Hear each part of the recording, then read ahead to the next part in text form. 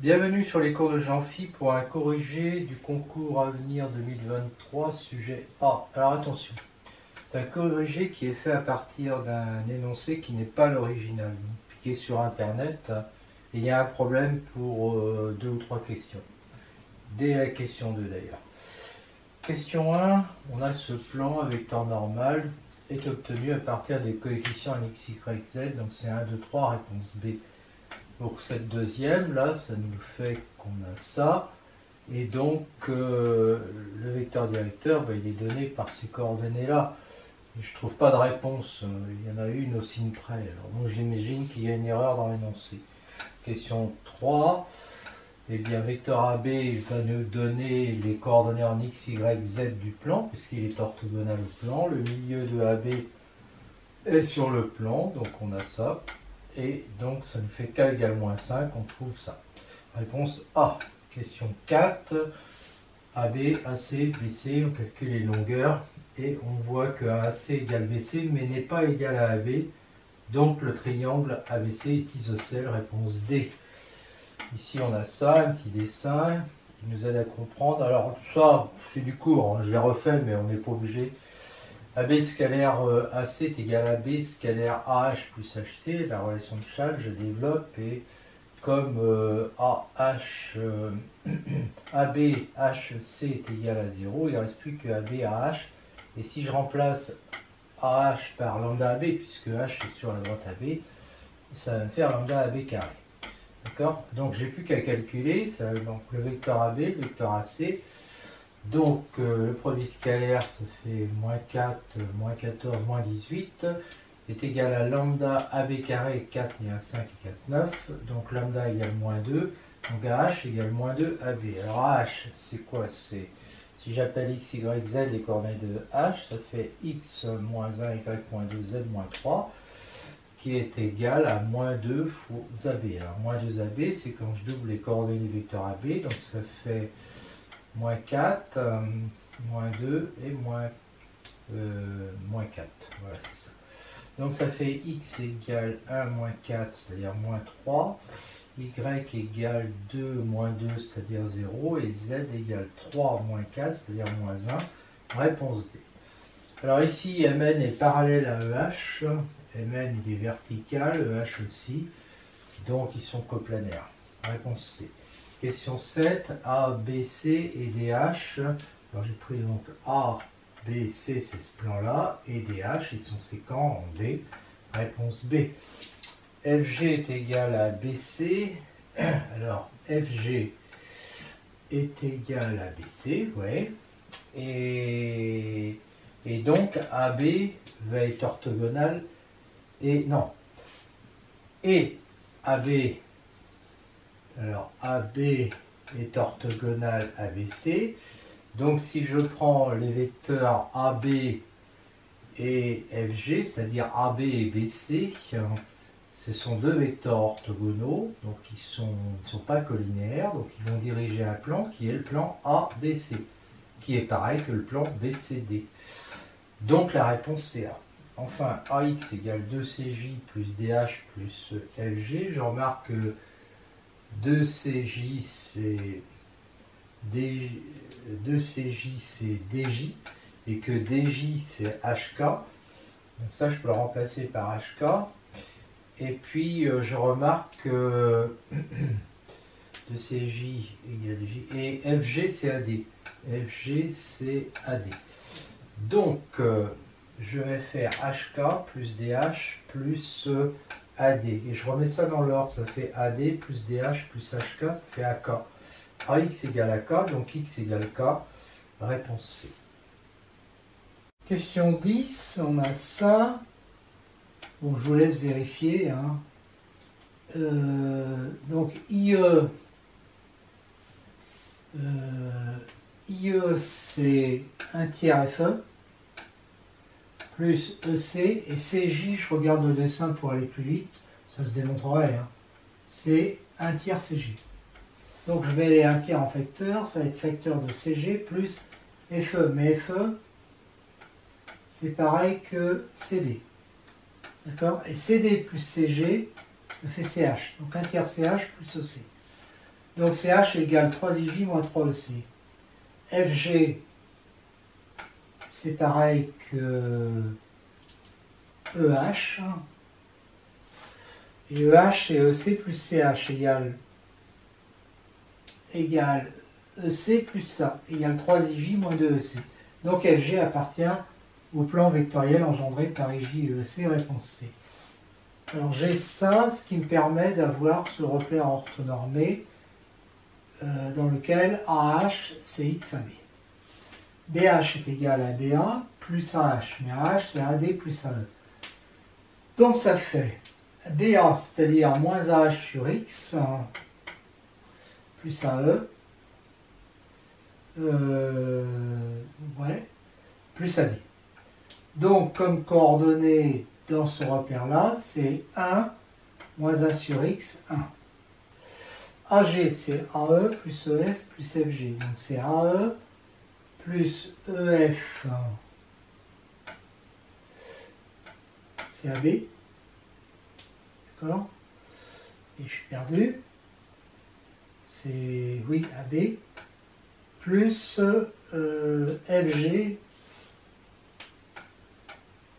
Lui, c'est AD. Donc ça nous fait 1 sur X, 1. Dire que AG est orthogonal à BH, ça équivaut à dire que AG scalaire BH égale 0. Ce qui équivaut à dire que 1 moins 1 sur x2 plus 1, c'est-à-dire 2 moins x2 égale 0.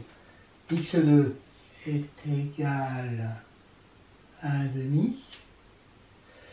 X égale racine de 2 sur 2. Parce que c'est x égale 1 sur racine de 2, ce qui fait racine de 2 sur 2. Parce que x est positif, réponse B. Bon, là, j'ai une suite géométrique. La raison, c'est évidemment 3. Réponse B. La limite ici, je factorise en bas. Ça tend vers 0 moins. Quand x tend vers 1 moins. Donc ça tend vers 0 moins. L'autre, il tend vers moins 1. Celui-là vers moins 6. 0 moins fois moins 1, c'est du 0 plus. Moins 6 sur 0 plus. Moins l'infini. Réponse, c'est pas repose. Hein. C'est réponse C. Bon, ça c'est évident, réponse A. Pour ça, bah, si x est positif, exponentielle x est supérieure ou égale à exponentielle 0, parce qu'elle est croissante exponentielle, qui est supérieure ou égale à 1, je rajoute quelque chose qui est positif, c'est supérieur à 1. Et là c'est pareil, sauf que c'est exponentielle moins x qui est supérieur ou égal à 1. Donc ça c'est toujours supérieur à 1, donc le logarithme est toujours supérieur à ln de 1, puisque le logarithme est croissant, qui vaut 0. Donc f est positif sur R, réponse C. Bon, ben ça, à la limite, on le calcule. Réponse C. U2 égale 12, U5 égale 96, qui fait U2 fois Q fois Q fois Q. Donc Q au cube va être égal à 96 sur 12, c'est-à-dire 8. Et donc ça, c'est 2 au cube. Et donc Q est égal à 2. Ben, les deux réponses, là, oui, parce que si je divise une nouvelle fois par 2, ça fait 6. Une nouvelle fois par 2, ça fait 3. Donc UN est égal à 3 fois 2 puissance n, et UN plus 1 est aussi égal à 2 UN, donc moi j'ai deux réponses à aider. Question 18, j'ai ça, je démontre par récurrence qu'on a ça, c'est vrai pour n égale 0, puisque U0 est égal à 5.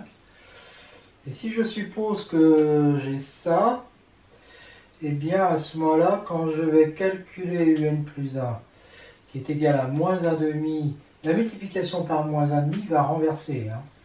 Donc je vais avoir moins 1,5 UN plus 1.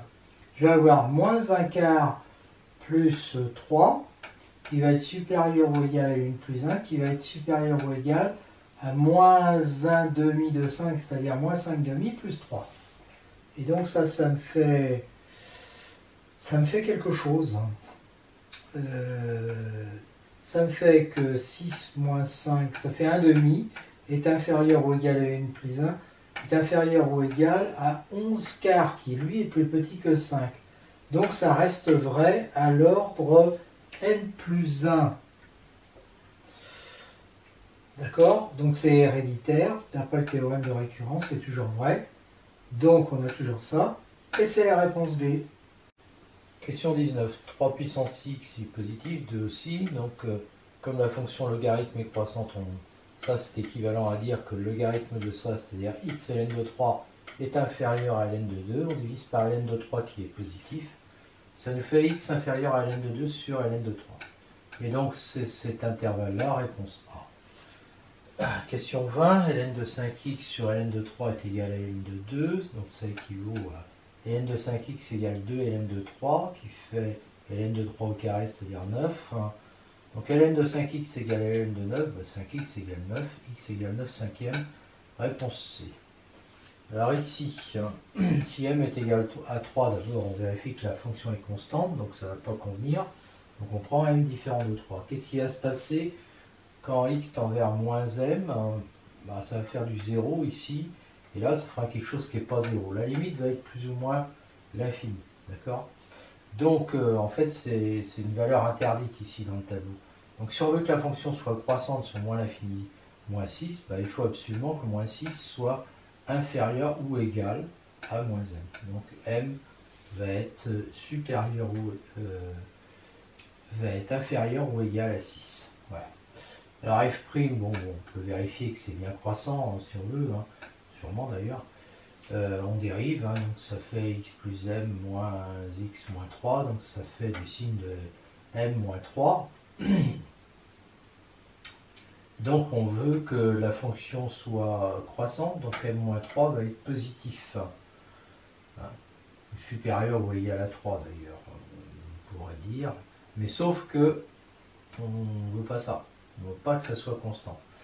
Donc c'est m supérieur à 3. Donc m va appartenir à 3, il est inférieur ou égal à 6, il est supérieur à 3, donc à 3, 6. Voilà. J'ai fait ici le truc. C'est la réponse B. Question 22. Alors là, je trouvais que c'était un peu facile parce que on veut avoir 3,5, 3,5 on l'a ici, ici, ici, ici. Je ne sais pas pourquoi ils l'ont mis comme ça. Et donc on applique le théorème des valeurs intermédiaires, théorème des valeurs intermédiaires à l'intervalle moins l'infini, moins 2, moins 2, 0, 0, 2 et 2 plus l'infini. À chaque fois, l'équation admet une solution. Donc il y a 4 solutions, réponse C. Question 23, f' est égal à ça s'annule en moins 2 et en 0, mais elle change de signe, elle est négative ici, elle change de signe ici. D'accord? Donc en fait, ici, ça fait ça, quoi. Il y a un point d'inflexion. Mais donc, en fait, il n'y a qu'un extrémum local, c'est en 0. Où il y a un minimum local. Donc la réponse, c'est la réponse D. Question 24. Bon, là c'est évident, la dérivée, U' exponentielle U. Réponse A. Question 25. Pour qu'il y ait la limite moins l'infini en moins l'infini plus l'infini en plus l'infini, il faut que ça commence par x au cube. Les autres ne conviennent pas. Donc c'est la réponse A. Et pour la convexité, il faut que ça veut dire quoi? Ça veut dire que f' est croissante, ou encore que f seconde est positif. Mais f' croissante sur le dessin, on voit bien que seul cet intervalle 1 plus infini convient. C'est donc la réponse A. Question 27, donc on a ça. Bon, en moins l'infini plus l'infini, c'est la limite de x2 sur x au cube, c'est-à-dire de 1 sur x. Donc ça tend vers 0, donc on a une asymptote, y égale 0. Et puis évidemment, on a des, donc horizontales. Puis là, on a des asymptotes verticales en moins 2. Donc c'est x égale moins 2, x égale 1, x égale moins 1. Au total, ça en fait 4, réponse C. Ici, elle est convexe parce que je calcule la dérivée seconde qui est positive, réponse D. Question 29, 2x sur x2 plus 1 négatif, si x négatif, donc décroissante sur ça, réponse B. Ici, f' est égal à ça, il faut qu'il soit négatif, donc il est négatif si et seulement si f' est positif, donc si et seulement si 3 moins 2x est entre moins 3 et moins 1, ou 3 moins 2x supérieur à 1, ce qui donne ça et ça. D'accord? Donc c'est décroissant, la réponse décroissant sur moins de 1, je fais le tableau de variation là, et je vois bien qu'effectivement c'est bon. Question 31, f', f seconde, f seconde est égal à 0, c'est un point d'inflexion qu'on cherche. On trouve x égale 1 sur e, et effectivement f seconde, là, il s'annule et change de signe. D'accord? Donc c'est bien un point d'inflexion, réponse B. Question 32, f' est égal à ça, est égal à 1 moins ln de x, f seconde est égal à moins 1 sur x qui est négatif, donc f est concave.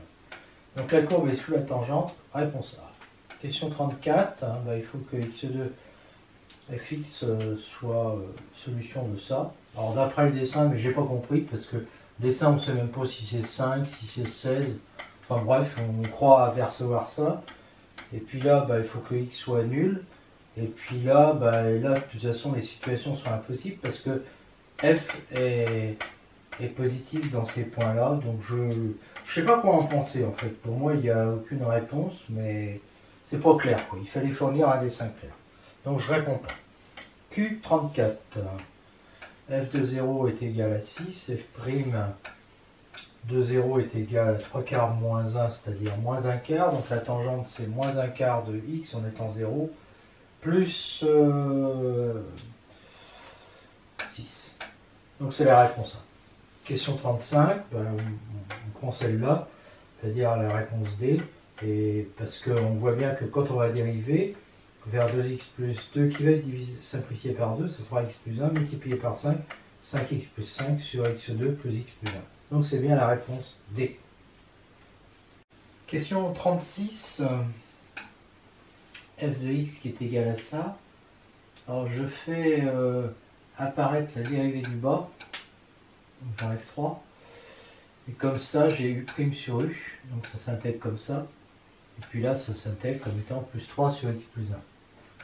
Donc réponse C. 37, f de x est égal à ça, g de x égale x plus 1, f' de x. Ça s'intègre bien par partie, ça fait ça, moins, et là je dérive ça, donc, et j'intègre 1 f de x. C'est-à-dire je prends la primitive, j'enlève la primitive de f. Alors, plus une constante évidemment. Une primitive de f, alors d'abord x plus 1 fois f de x, ça fait ça. Quant à une primitive de s, c'est ça, parce que quand je dérive, ça fait 2x sur 2, ça fait bien un seul x, divisé par racine de x2 plus 4. Donc j'ai ça, qui peut s'écrire comme ça, et donc comme ça. Réponse C. Donc là, c'est un arbre de probabilité, c'est du classique. Réponse B. 39. Alors G bar, aucune face à 6, ou bien une seule face à 6. P, la probabilité d'avoir 6 avec le DC, Q égale 1 moins P. Donc P de G bar, ça va être... Alors ici, j'ai les 3 D qui sont différents de 6. D'accord? Là, j'ai le D A qui est égal à 6, mais pas les autres. Là, j'ai le 2B qui est 6, mais pas les autres. Et là, j'ai le DC qui est égal à 6, mais pas les autres. Donc, ça nous fait 0,12 plus 0,28 plus 0,18Q, c'est-à-dire 0,58Q, c'est-à-dire 1 moins P, plus 0,12P. D'accord? Donc ça fait 0,58 moins 0,46P. Et ça, je veux que c'est P de G bar. P de G bar, c'est 1 moins 0,558, c'est-à-dire 0,442 qui doit être égal à ça. Bon, après, c'est une simple équation. On trouve 0,3, réponse A. Q10, je n'ai pas trouvé l'énoncé. Alors j'en profite pour dire que j'ai pas l'énoncé original. J'ai pris sur internet un énoncé qui a peut-être été recopié, je ne sais pas exactement, ce qui explique qu'il y a déjà eu des problèmes dans les corrigés d'un ou deux exercices. Là, il n'y a pas d'énoncé, puis à la fin, c'est très incertain l'énoncé que j'avais. Donc la question 41, ça suit cette loi binomiale. P de x égale 8 est égal à ça, réponse A. La 42, P égale 0,4, 16 étapes s'il y a 7 horizontales, 9 verticales, donc P est égal à ça, réponse D. 43, comme ça suit cette loi binomiale, e de x est égal à 16 fois 0,4, 6,4, réponse B. Alors question 44, la boucle me paraît bizarre telle qu'elle est écrite, puisque U ne change jamais, donc c'est 3/4, réponse D. Et puis quant à ça, ça va pas du tout, parce que c'est écrit que U est dans la boucle U égale U plus 1, et ensuite U est égal à 2U plus 1. Donc en fait, non, 2U plus 3. En fait, comme le U a été remplacé par U plus 1, ça fait ça. D'accord? Et donc ça fait ça. Or, ça n'est pas dans les propositions. Donc j'ai des doutes sur l'énoncé.